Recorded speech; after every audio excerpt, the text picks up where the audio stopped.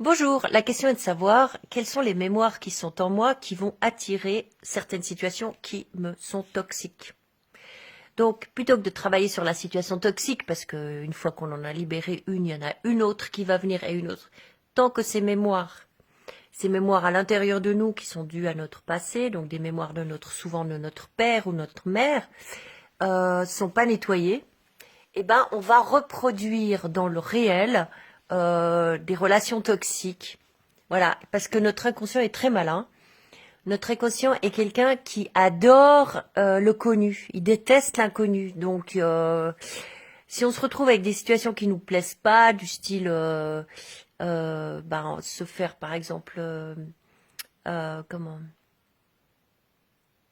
séduire par une personne, cette personne-là n'est pas forcément séduisante dans le fond pour soi. Et peut-être que dans le fond, elle ne correspond pas du tout à ce qu'on est vraiment.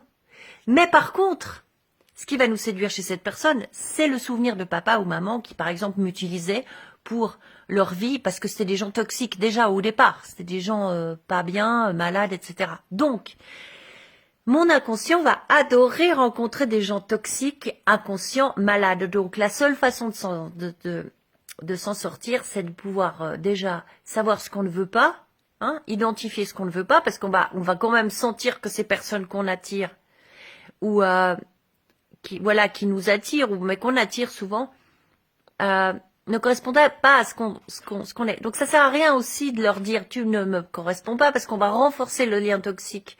Parce que plus on va lui dire je ne veux pas te voir, je ne veux plus te voir, je ne t'ai pas, etc., plus on va renforcer cette chose-là. Non, le mieux c'est de trancher les liens, c'est de couper les liens, et puis faire un travail avec des gens qui sont vraiment habilités à nous faire travailler ça, travailler sur notre mémoire cellulaire et aller déprogrammer, quoi. Voilà. À bientôt.